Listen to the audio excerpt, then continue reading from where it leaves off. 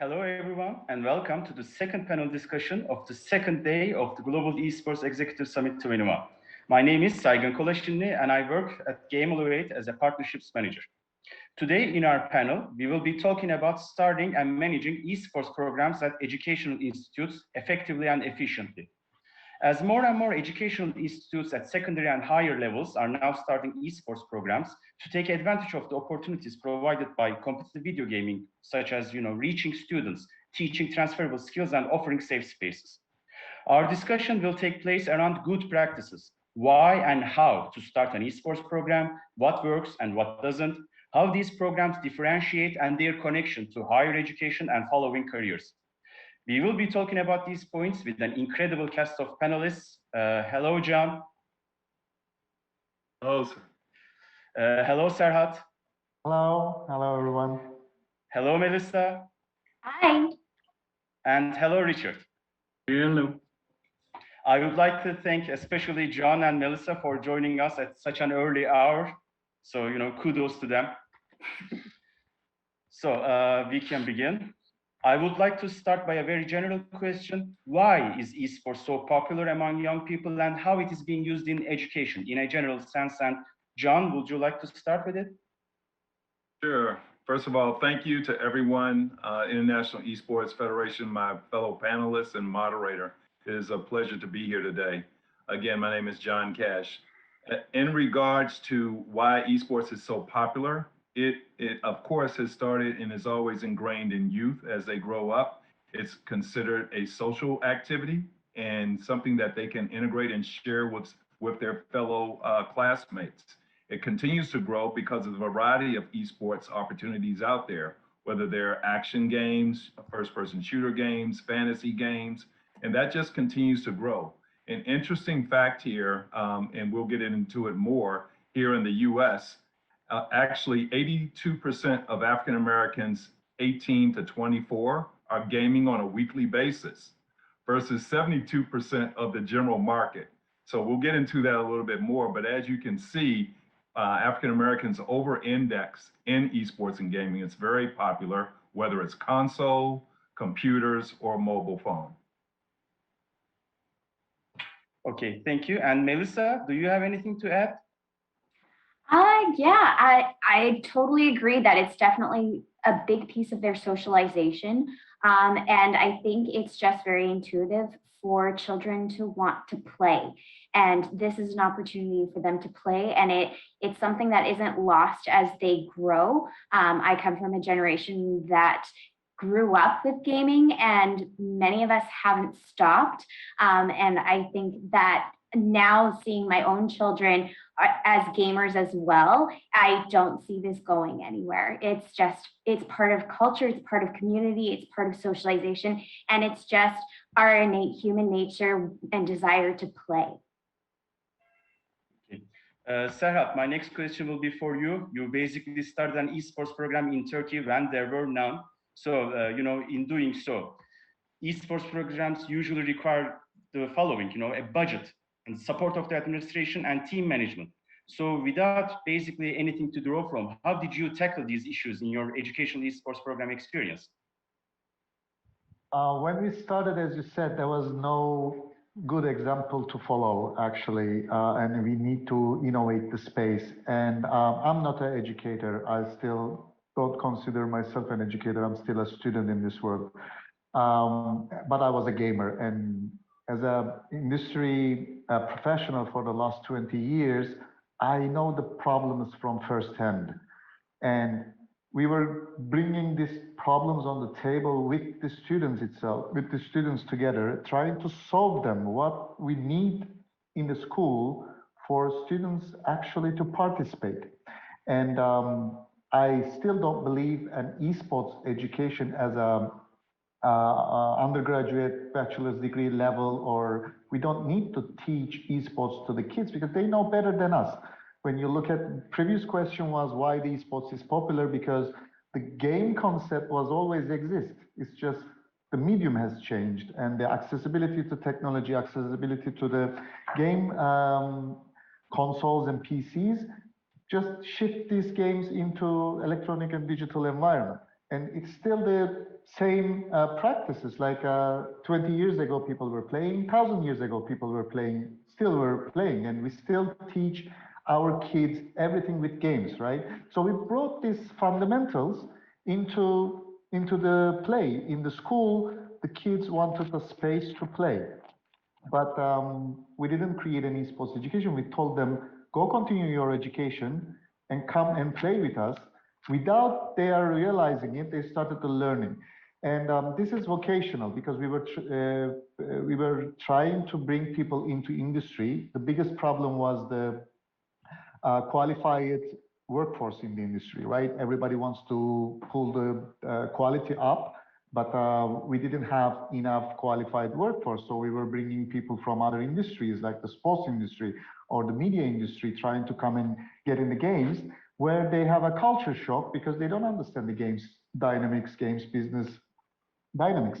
So what we did actually, we tried to convince the school management that you already have everything. You have the faculty of engineering, faculty of arts, faculty of communication. And in our industry, we all work together. But in the school, they don't work together. So first, we try to tackle this problem, like the kids from different backgrounds has to come in one place to start working together. And then the only success back then was to win something, for them to show on the social media or the PR value of these winnings and so on.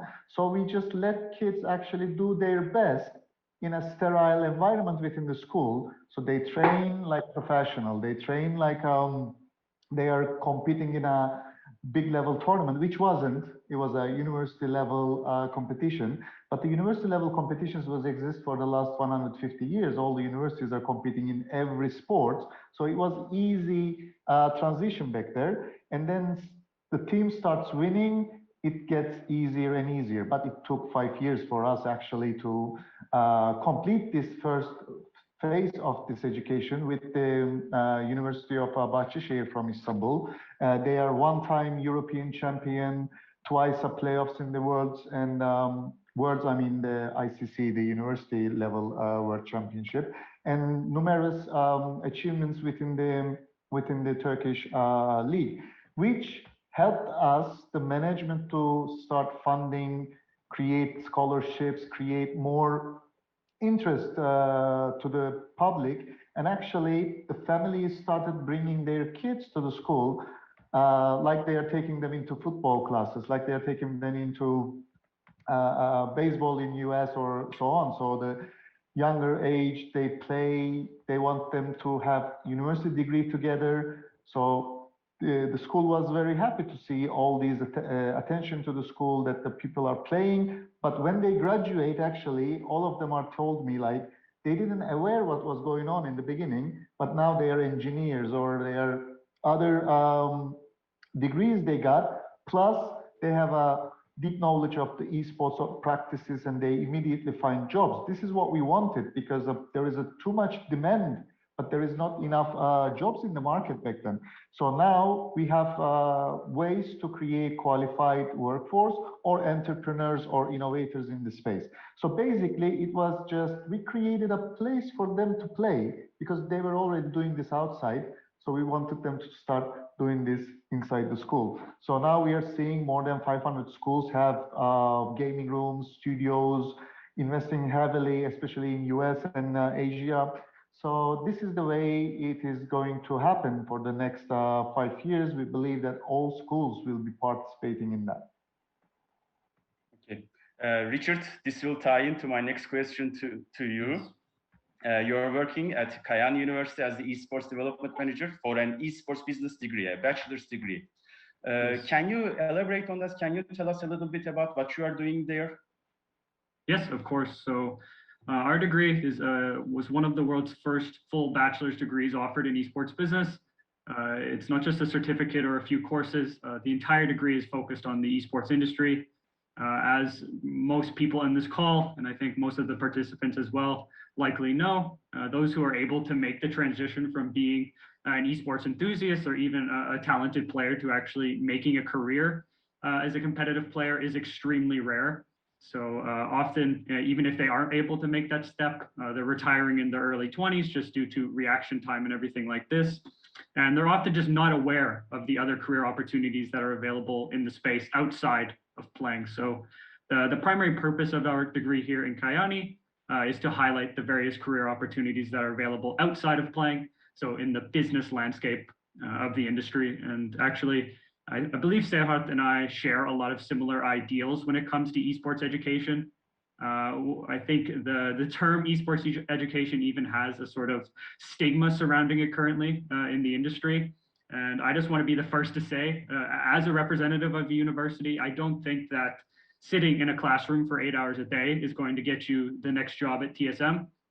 That's just not how the industry works. So I very much share similar ideals to what Serhat said. I think the practical experience and the networking in the field is key to making that step. So that's a huge component of our program.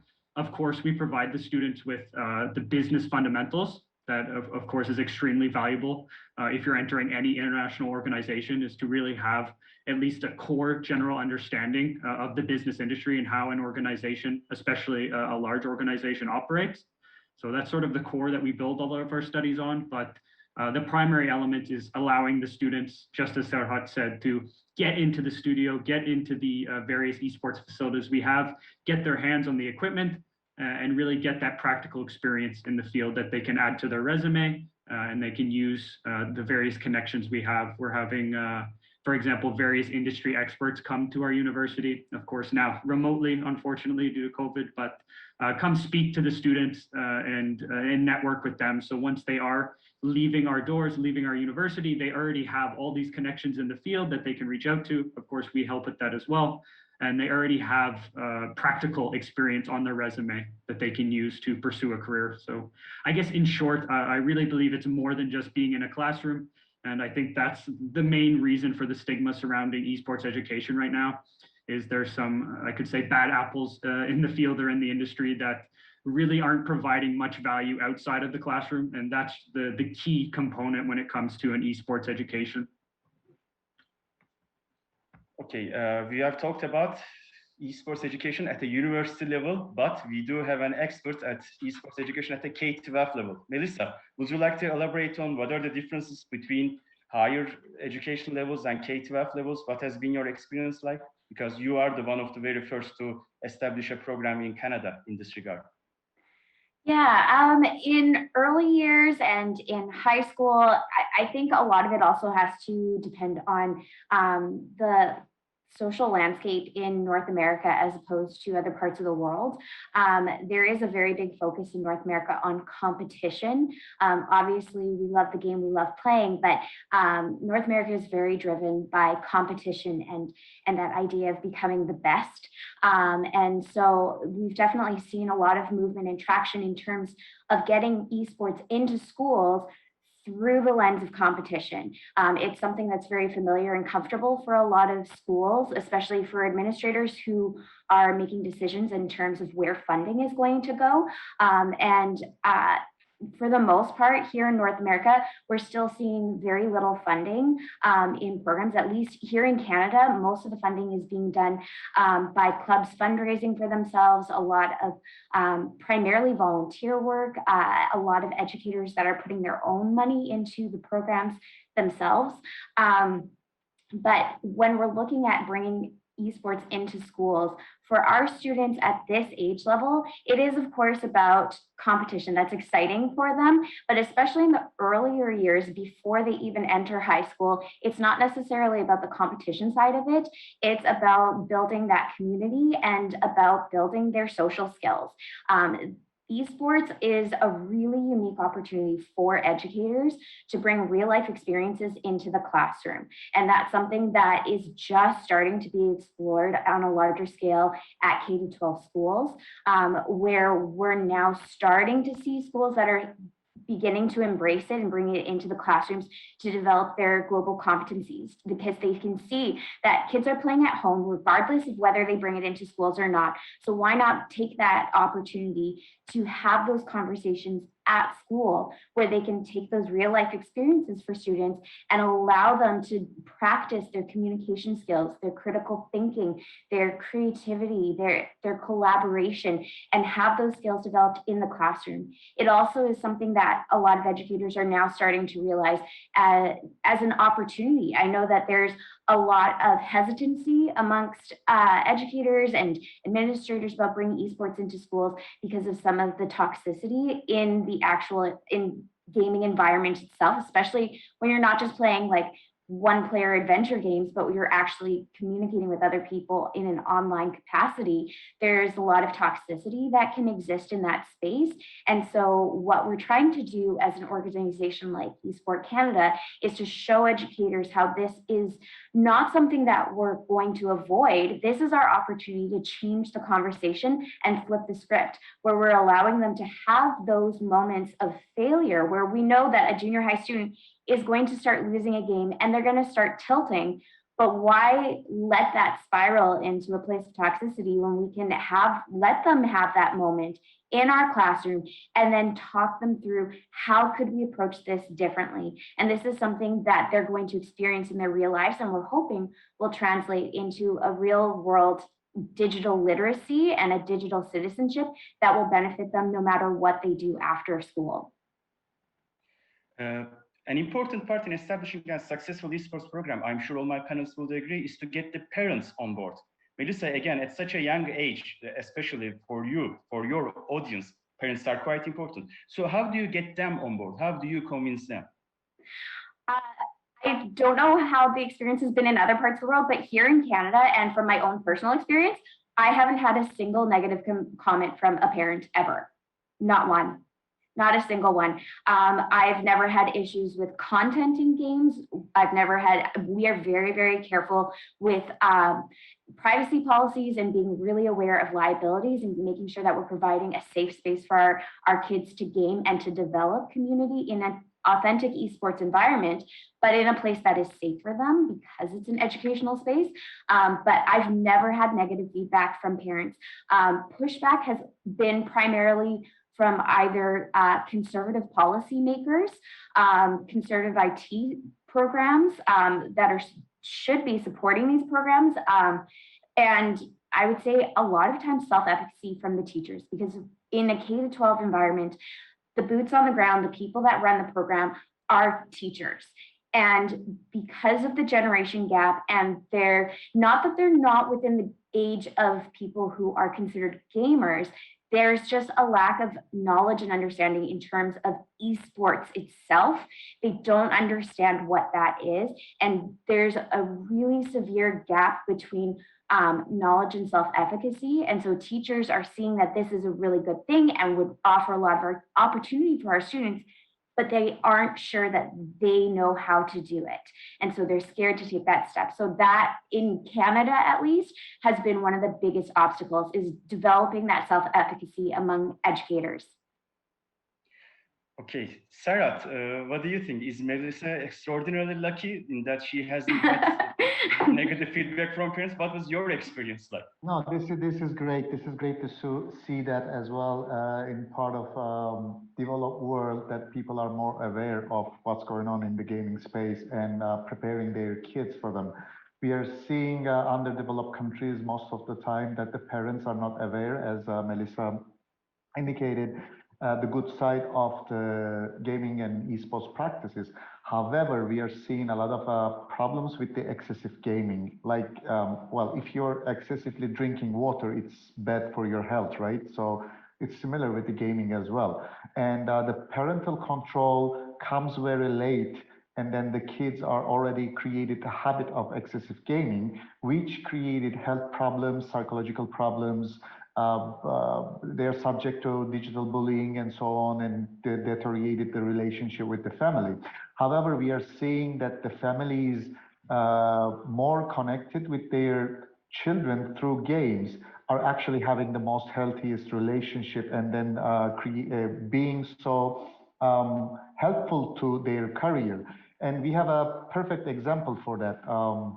One of the medical professor in Turkey has a son who is Armut, playing in Mad Lions. in European LEC. And he is 2 times LEC winner. He just became champion last week. And his well-educated family was promoting him, even he's not following the university right now. He's not continuing their higher education in a traditional way, but his passion became through, and he showed first to his family. Actually, he showed it to all our country, but he showed his family first that if a support comes, the kids can do everything. So becoming a 2-time champion in LEC is a very big thing for a Turkish community, for the Turkish gaming community. We don't have a local team to become a world champion or a European champion in that level. However, this young guy, Irfan Tütek, Armut, which is our favorite guy because he's very funny, he's a very social guy, and he is a perfect example that if the family support and the correct environment is provided to the young kids, they achieve unimaginable. So this is what we believe in esports. This is what we believe in education in esports as well. This is the only industry I know that you can be hero from zero. So as facilitators, we are obliged to create a sterile environment for kids to continue their habits in a positive way. So one of the goals I want to create is to stop excessive gaming. But excessive means anything excessive is dangerous to our health and mind, right? So the gaming is always on the news or on the target, like they are doing these bad things because they are doing games, right? A lot of playing games is not helping them. On the other hand, we are seeing a lot of games is also happening in a good way. He's a rich guy now, he's a world star now. This happens. This can happen to any person, not just we are lucky to have Armut from Turkey, but we have seen this from MENA, we have seen this from Asia, in US as well. In developed countries, it's much easier. So what I believe that as facilitators, as educators, once we create a proper education to families to understand this better, for them to support their kids, it's healthy for their family as well, because their relationship will enrich. And as a father, I'm doing the same. We have game nights with my small kids. My wife is not interested what she enjoys when the kids are happy and so on. So we have to continue to educate the families, educators, and then the kids. I don't care about too much about giving so much education to the kids about games, because believe me, they know better than us. That's it, because they are more social in the gaming environment. They're reading more about the games. We just need to guide them in a healthy, how games can be a healthy habit, and then the rest, they're going to take care of it. We don't need to worry about it that much. I will get back to you, Serhat, on this, because I know you have some interesting ideas, but at this panel, we have some extraordinary individuals, each with a unique aspect and approach to esports. And John has this extraordinary achievement. He established the first esports program in a historically Black college, so he has a very unique angle to esports from this diversity and inclusivity approach. So John, can you please tell us and our viewers more about your experience regarding that? Sure. Here in the US, I don't want to get into a research piece, but I always start with research. Fact-based analysis is the best way to really develop an opportunity for presentation and implementation of plans. Again, my background is I'm a businessman. I just have a passion for teaching and sharing, and this is one of the ways I give back. So here in the US, I just shared some research regarding how African Americans, Black Americans over-index in gameplay versus general market. The other alarming point I found out is when I was doing research, I was already teaching in business school as well as sport entertainment. When I did the research, I noticed that at the time, there were over 350 PWIs, or predominantly white institutions in the United States, that had some type of esports program, gaming, labs, education, degree programs. There were 0 for HBCUs at that time, and that was as late as 2019. So of course I saw that as an opportunity, and everyone wants is equality and opportunity in everything, in every part of your life. So that's where I came from. So with this research and other research, I developed a business plan and proposition for Johnson C. Smith University, where I'm an adjunct professor. I shared that with my lead of the dean of the program, Dr. Bernadette Lawson Williams, who was actually on an earlier panel during this conference. And together we were united in our presentation to the president, board of directors. And within 6 months, we were able to develop and implement and activate the first HBCU esports program with a minor within the United States. Our program has a minor. We also have an esports lab that we built out, as well as a gamification program and a very successful esports team. And I'm proud to announce that that was January 2020 when I launched that. By this fall 2021, there will probably be approximately 9 HBCU institutions that have some type of HBCU program. To put this in context, there are 102 HBCUs in the United States. So we're really excited about what we're doing. And even next week, every year in the United States, there is a program called the White House HBCU Initiative. This is where the current administration in the White House and the Department of Education invites leadership of HBCUs, presidents, provosts, board of directors, to discuss opportunities and issues facing HBCUs. I'm very excited that I'll be moderating the first esports gaming panel next Wednesday. And so that's going to be really exciting because we want to share the opportunity. We talked about it before. Of course, the students love gaming, and they're doing it already during a pandemic. Whether they're in their parents' basement, whether they're in off-campus apartments or on-campus facilities, they're gaming. But we want to also bring education and career opportunities. That's how success is measured. If you want to talk about KPIs and performance, success is measured by how many students are coming in and then the opportunity for future education. I am very excited. Over the past summer, we were able to secure approximately 12 internship opportunities, 5 with Riot Games alone. So I have 5 students who are coming back from remote, remote experiences and internships. Of course, they could not be in beautiful Santa Monica, California, where Riot Games is headquartered because of COVID, but they still had a great experience. And even here in North Carolina, in Cary, North Carolina, probably 2 hours from me, is the headquarters of Epic Games. And we also had the opportunity to develop a relationship with Epic Games, which of course everyone knows is a developer of Fortnite, arguably one of the top games in the world.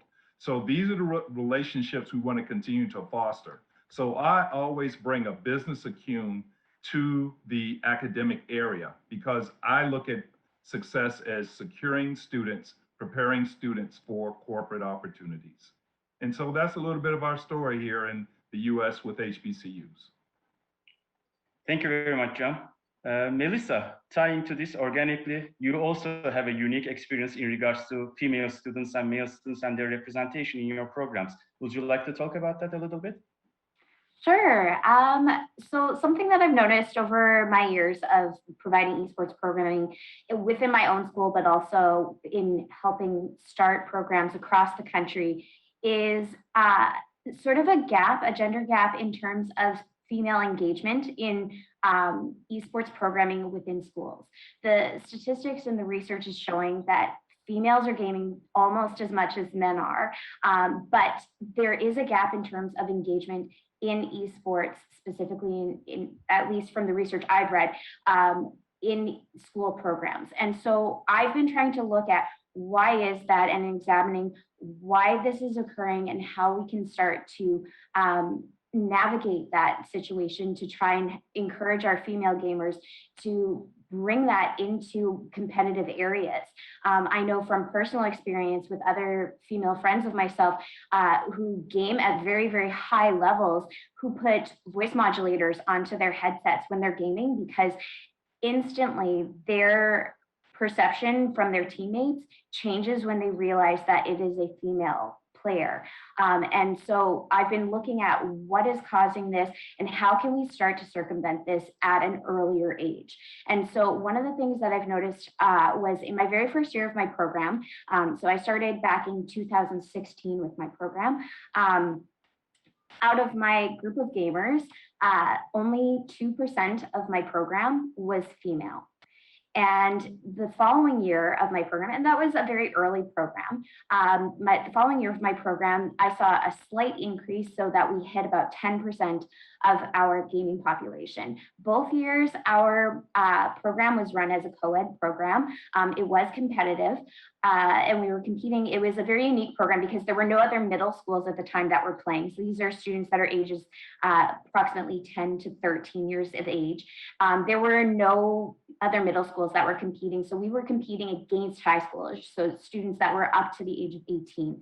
But I still had a low female engagement, and I wanted to figure out what was going on because as I was teaching and moving in and out of classrooms, I could hear the girls talking about gaming, and they were playing competitive games, but they weren't playing at school. And I was trying to figure out why that was happening. So the following year, my third year of my program, I decided to try something a little bit different. And I offered the co-ed programming that I always had, but I also offered a girls only day. And I saw 50-50 split in my engagement. It jumped literally to 50% were female because of having that all female space.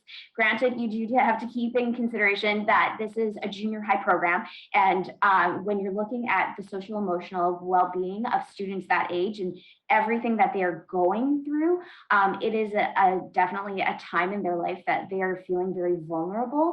And so what I found from that particular experience was that seemed to correlate fairly nicely. And I have to do further research into this to verify my hypotheses, but it seems to play into the achievement-based theory where the students that were performing in the co-ed space, it seemed very much as performance-based. So they were looking at how well they compete against everyone else. And when you're social emotionally very vulnerable and you're not sure how you're feeling about things, you're more risk adverse at that point. And so they weren't willing, even though they were interested in the games and they wanted to play and they played on their own, they were risk adverse to putting themselves in that social situation amongst their peers. Providing that all-female opportunity for them, it takes some of the pressure off and it becomes more mastery-based, where they could go into that space and feel comfortable and able to actually develop their skills and develop their growth mindset within the game. That then transferred into most of those girls then joining and regularly participating in the co-ed spaces as well. But it's really interesting to see how the impact of having those perceived by students as safe spaces really can impact the overall experience for our students. But we also need to be looking at the games that we're offering because I'm finding that there is definitely a gap between which esports are more appealing to our female population and our gender diverse population. And I find that research to be very fascinating, and I can't wait to dig into it more. Thank you, Melissa. Richard, what John previously said was that basically the measure of success for an esports program is how it reflects in careers in the job field. At Kayan University, at your program, you do have some collaborations with the workforce, with the industry itself. So can you please tell us a little bit about that? What are you doing right now? Yeah, of course. And I was actually going to say, I believe I share a very similar business-centric mindset to John and what he mentioned.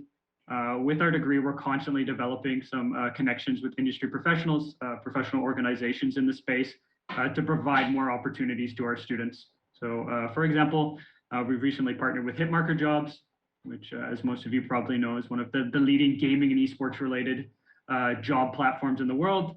And they're coming to our university to give various lectures, put on some CV workshops to help their students develop the CV into something that would help them make a career in the esports space. And I think this, as I mentioned earlier in the previous questions, I think some of the key components of a successful esports focused degree is the practical experience and also the networking, and having these connections to these massive organizations in the space is essential. We have them coming in, for example, to give thesis topics. They're supporting the various theses that our students put on, expert lectures, as I mentioned, practical training places. We actually recently, this could be the first time I think this is announced in a public setting, but we're in the process of developing a completely online esports education platform. And that will be accessible worldwide. From the inception of our degree here, it was really important that it was accessible to as large of an audience as possible. But of course, with COVID and how everything is going, with the educational landscape as a whole, it's getting more and more appealing for students to pursue a career from the comfort of their own home, especially if they're in more developing regions where esports is blowing up massively. And they're not able, for example, to travel to Finland to pursue our full bachelor's degree. We want to have this online platform where the students can access it regardless of their current financial or social situation. And with that, we're actually partnered with ESL, and they're going to be providing a sort of behind the scenes look into how one of the largest organizations in the esports landscape operates. It's truly a team effort from their end. They have an amazing group there. I think it's over 15 or so of their employees from across the various sectors, marketing, the art department, partnerships, anything you can imagine. And they'll be providing some insight into how they operate. So I think in short, really providing these connections to the students is essential. And being able to have these industry connections is what allows us to ensure that once the students graduate, once they leave the degree, that they have a very, very high chance of actually being able to pursue a career in esports. Thank you very much. I wish we had a lot more time to discuss everything in greater detail, but we are reaching our Q&A session slowly. So one final topic that I want to discuss with Serhat and John in particular. Serhat, you are saying that basically these kids are going to do what they're going to do. All we can do is provide them with a safe framework in which to do it. And at Game Elevate, we write about collegiate esports a lot. It is a topic we are interested in. So Serhat, I want to first ask you, how do you feel about this collegiate competitive esports scene, and how do you think it affects this safe framework that we should provide our athletes?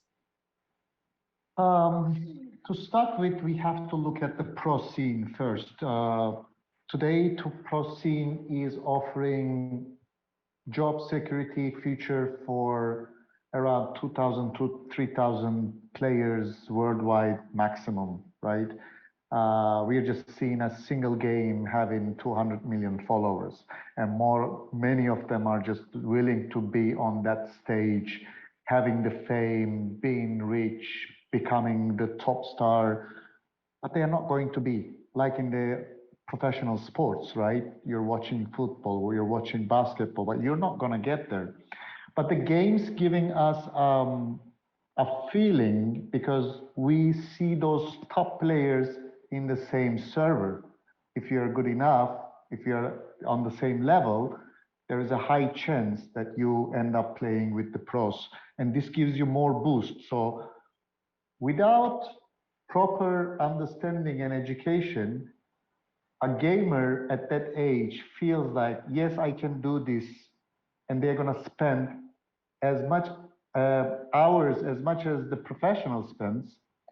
If they miss the chance to become a pro, they're going to waste many years of their life, their education time, family time, and so on. So at the end, around the age of 25, 26, which the career is ended, you have no chance, you have no education, no environment, no proper network, you're going to have a lot of hard time in life. So we have seen this in Korea in mid.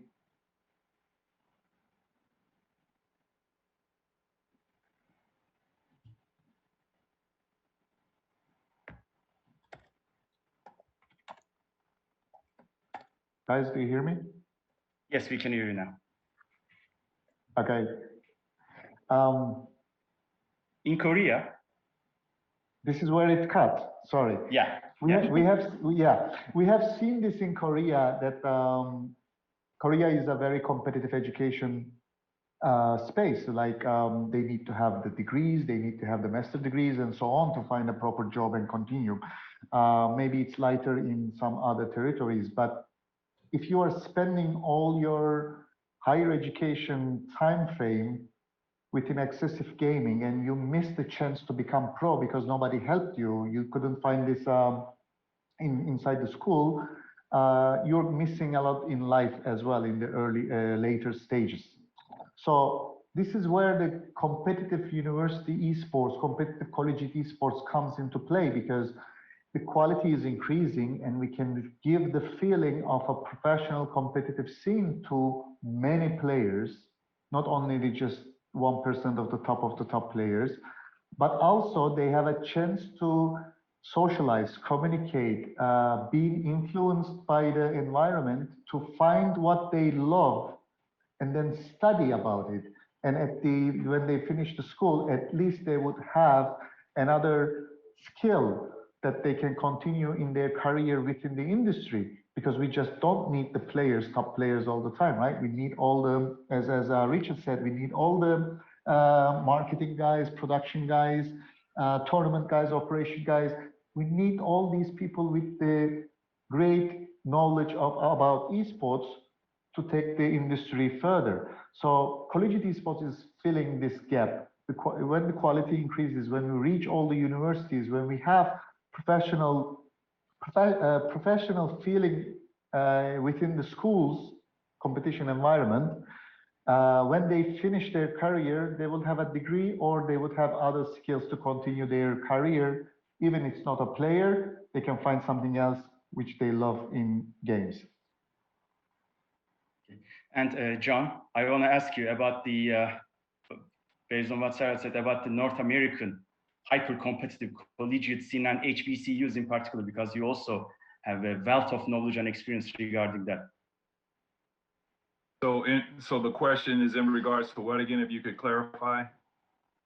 Why is the North American scene so competitive, and how HBCUs are placed in it?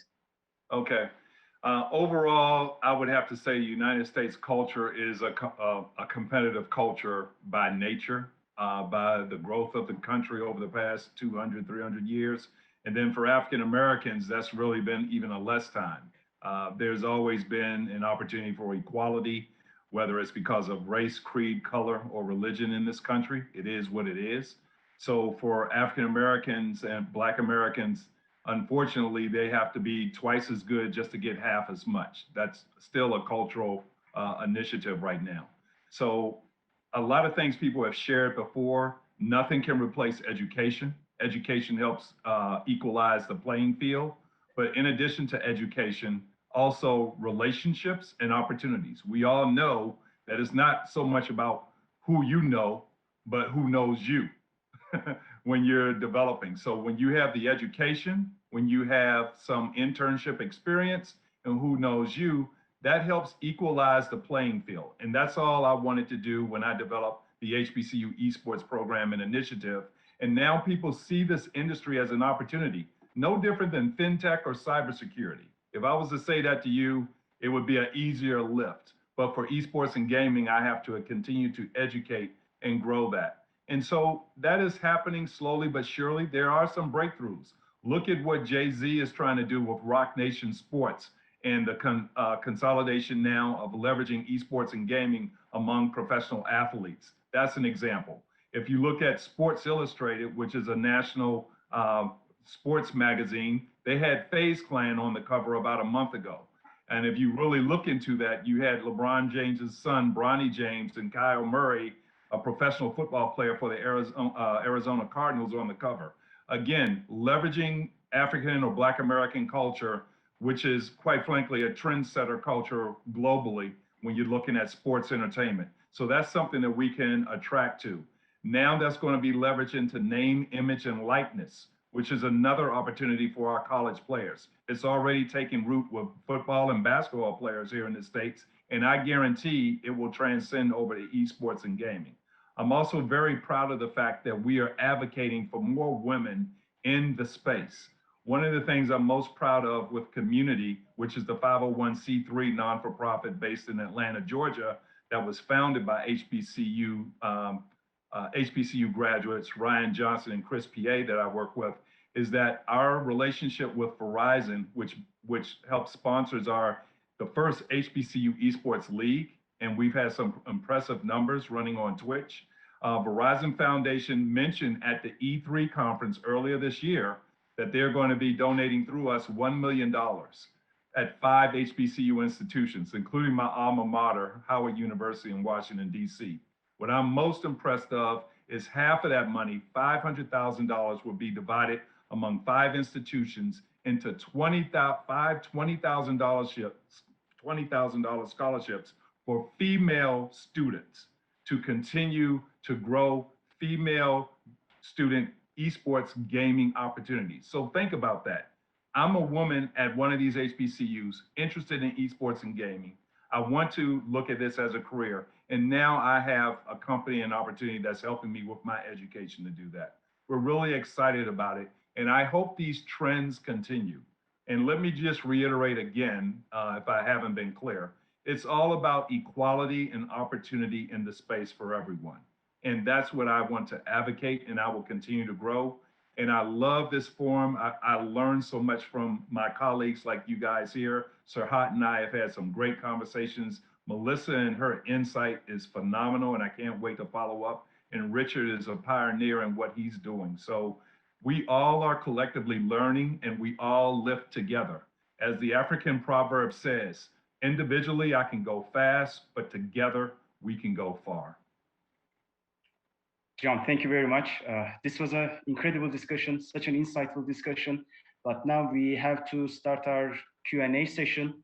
So from all attendants, from all participants, all viewers, please send us your questions. The first question is, it's a recent one, it's a contemporary one. Is Minecraft an esport? Where do you draw that line between a game and an esport, if such a line even exists? So it's open, whoever wants to start first. Well, I have some words to say about this, definitely. First of all, we need to understand that every esports game is a video game, but not every video game is an esports game. So I don't need to repeat that again. I think Minecraft is not esports in my book. Minecraft is a great tool to be used in game-based learning, and we can teach social skills around it for young players. If you have a hardcore follower of esports in junior high school, he's gonna laugh at you. All these educators, all these teachers will put themselves in a cringe mode than advocating Minecraft is esports to a guy who follows esports for 8 hours a day or so on. And but Minecraft is, for younger ages, is good tool for them to be creative, for STEM education, to easy to blend into digital culture and understand how to behave in it, because it's a social environment as well, to prepare them for esports. Esports, what is esports? I'm not going to get into this discussion, but today, what is followed, right? Because it's an entertainment business, it's a sports, and we are following a couple of titles globally, and these kids are following them too, guys. So not oversell Minecraft as an esports. It's a good tool for people who doesn't understand our business, our industry, our players as well. But I believe it's a great tool for social skills and as an entry point for young kids to understand how to behave in a social environment. Melissa, do you have anything to add? I'm trying to think of how I can say this. I think that there is a difference between, I like to look at it as esports versus competitive gaming. And I think that a lot of the initiatives that the Minecraft series has been taking recently, specifically in the education space, has been towards a competitive gaming arena. And I think that as I was mentioning earlier, with the issue of self-efficacy among teachers in implementing esports in their schools, I think that it's a really good entry point where administrators and educators are very comfortable with the platform. They feel confident in their ability to do it, and it feels like a fail-safe kind of place for them to start. So I think that in early education, it definitely has a place as an awesome introduction to competitive gaming. So maybe we can call it a gateway game. Yeah, sure. make a smooth transition into the actual meat of the industry. Yeah, because it definitely gets you into that headset of like collaboration, especially with the make and model updates they've been doing. There is collaboration, creativity. They're working together as a team in a competition. There's different ways of judging it. Like they're bringing in all of those elements, and it's definitely in a place where educators are going to feel comfortable and confident to implement. I would like to share real quick that, you know, the fact, of course, esports is basically competitive gaming, but Minecraft, we've actually done 2 Minecraft initiatives here in the States with community and with another organization. The first was with Microsoft. It was called Battle of the Boroughs. It's with the New York school system. And we did a program there, and it's actually airing on ESPN, again, integrated with the school system, but still competitive, you know, but the students were learning.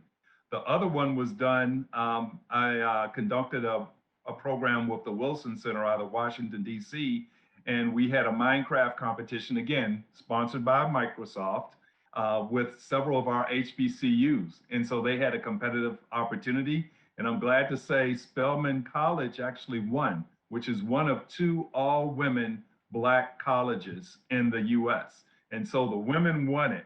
And now their program is looking to be implemented within some public school systems. Possibly the DC public school system will be the first one. So it does have a competitive flavor to it, but to Melissa's point and to Serhat's point, I hope that the education, foundation, team building, emotional engagement, critical thinking skills are really continue to be highlighted. But I do see the trend of how Minecraft is becoming competitive, can be looked upon as competitive.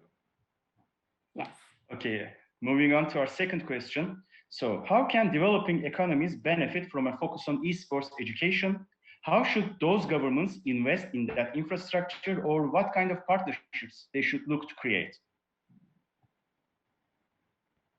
Any takers?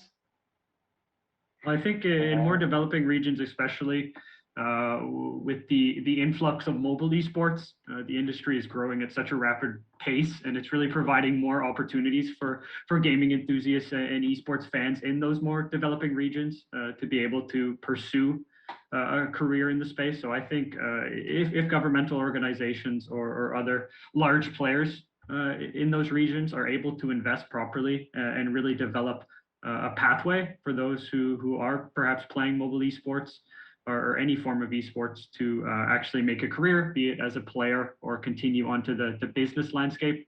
It would be extremely valuable in creating more and more job opportunities for those in that region. I think we all agree that that is one of the primary traits of esports, and what makes it so amazing is that it's extremely accessible regardless of where you're located, especially as internet infrastructure becomes more and more available in developing regions. I expect that it will only continue to grow and be one of not only a member of the industry, but one of the leaders in this industry. So I'm hoping that governmental organizations also see this trend and invest properly to make it a safe and sustainable environment there. I'll just very briefly add to that. Here in Canada, we have a lot of remote regions in the far north, and throughout the pandemic, the digital divide between regions has become more and more obvious. And I think that as esports in education becomes more prominent, I think it's actually an opportunity for our governments to support it in terms of providing better infrastructure for internet access, because as these kids are able to then engage in gaming situations, not only are they benefiting all of their global competencies and social emotional skills, as we've already talked about, like what Richard has talked about multiple times throughout this event, is how networking is really, really important, and how having those esports opportunities for students, especially at a young age, in these remote regions, will provide them with networking opportunities that will benefit them and allow them to actually boost their local economy without having to leave. And I think that internet access and having equitable, accessible internet, not just having it available, but having it be affordable, is going to be really key in promoting actual sustainable economic growth. I would briefly add two real-life examples how economies growth with the enthusiasts, where the gamers are create a commune in the university and then change the world, which we first seen in Korea. South Korea was created the fiber optic connection between universities early 90s. And the kids were cooperating to develop games, and also high bandwidth internet, they were playing games together. So this created the free-to-play concept, which created massive businesses in Korea in early 2000 until today. And then it started also the esports as we know today. Both the connectivity brought gamer enthusiasts together because they wanted to talk about games, they wanted to create games, they wanted to play games. And we know the Korean games industry until today. We have seen very similar, which I passionately tried to execute this in my own country, and not because of me, but it happened eventually, that the university programs happen inside the universities, like game development programs. Today, Turkey had 3 unicorns within a year came from those guys who created the Peak Games, Dream Games, and so on. So nobody was expecting this before the COVID time, and now we're seeing Zynga, Tencent, all the big ones are using these resources from Turkey, and they were able to create unicorns. So it goes hand to hand. The institutions plus the governments should support the game-based learning, game education, esports education within the universities to bring all these talented people together, and then they're going to take care of the rest as they finish the school and start developing their own games or becoming esports stars or creating their own teams and so on. So we are going to see more in other developing countries the similar approach as well. I believe that the kids should have not only the theory information getting from the universities and starting life without anything, and they have to learn everything inside the workforce, instead of it, whatever they can learn within the university time and immediately go into the workforce, they're going to get more and more for the environment, for their countries, and the governments will benefit at the end. Thank you, Serhat. We do have limited time and a few questions to go through. So, Melissa, this one is for you. What are some ways that we can educate parents about how to create a healthy gaming home environment? So a couple of the things is just getting the parents involved. I often have my parents volunteer for different events so that they get a sense of what it is and what it looks like and what makes a successful esports program. I also like to take a very holistic approach to my programs. So we create an environment at school in terms of what is expected in an esports program. So we partner with our phys ed department and have physical components. We talk about the importance of sleep and how that impacts a gamer's abilities. We talk about caffeine intake, which is really, really prominent among middle school and high school students, where there's an overuse of stimulants to be able to stay up late, and how that impacts the rest of their lives. And something that's really unique here in Canada, one of the programs that I'd love to highlight really briefly that's doing a cool job of this. Here in Canada, we are obviously really big into hockey. And so we have hockey academies all across the country where students can go to school for half a day and then they train to be a professional hockey player for the second half of their day. And they're with professional coaches. They do strength and conditioning, they do nutrition, they do strategy. And we actually have a program exactly like that for esports at the Montreal Academy of Esports. And it's a really fantastic program where they take that very holistic approach, where they're looking at esports in a very professional manner, but it shows and demonstrates to the rest of the country in their more relaxed programs that to be the best, to be a successful gamer, and even if you're just playing competitively or for fun with your friends, that to be successful in this, that it has to be a balanced, healthy lifestyle, and that includes sleep and proper nutrition. Thank you.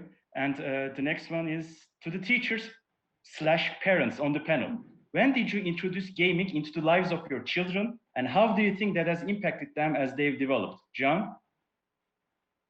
For me, gaming wasn't really innate for my daughter. Go girl, dad. I'm a girl dad. But she does do it socially. I mean, she's at university now and she plays with Nook and Switch and some others. So again, it wasn't a primary for her, but you know, she integrates it in her life. Again, I think it's part of more of her lifestyle. She's not passionate about it. So that's just my personal experience with it as a parent. So I'll defer to Melissa on that. Okay, thank you, John. Okay, we are approaching the final hour now. So I just want to ask everyone for their final points. Melissa, I know you want to talk about the future of esports and education, what trends to look out for. So maybe you can start and then everybody can briefly give their closing remarks.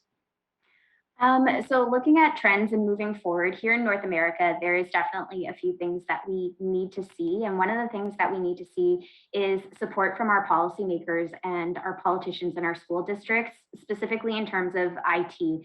For years now, we've been allowed the permission to exist within schools, but we have not been given any support in actually implementing these programs. The school districts are very happy to praise us when we do well and love to post when we get good press, but it's all been in spite of all the barriers that currently are in place and have not been removed. So that's definitely one of the things that we're working towards engaging with moving forward, but also a call to game developers, that there is a really, really big need in the industry, specifically with our K-12 audience, for games that are more content appropriate for an education setting. There are very, very few games that we are actually able to implement in a junior high setting with students that are under the age of 13. We're extremely limited in what we're actually able to offer. And here in Canada, there's very few programs in the country that are allowed to even consider a first-person shooter and have issues with over-sexualized female characters and underrepresentation of diverse characters in games. And so those are things that game developers need to start taking seriously and addressing. Thank you very much. Last points from everyone. I would like to tell my last points that after COVID finishes, I believe a huge spike in esports and esports education within the universities, because this new generation now understood that we don't need to go to between walls to get education. And the educators also understood that the technology is much easier to convey all the information. And we're gonna figure out what interests these young people, and the games are the easiest answer. We can use games to teach everything.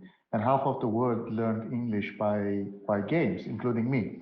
I didn't have any English. I don't have a good English, but this is what games gave me. And if you ask half of the gamers, they're going to tell you the same answer. And why we are not teaching other stuff using games, right? And more educators is going to answer all these questions within a short time. And we're going to see a bright future at the universities, a fun place for the kids. Learning goes with fun everywhere, and I see very interesting and entertaining future for gamers all over the world.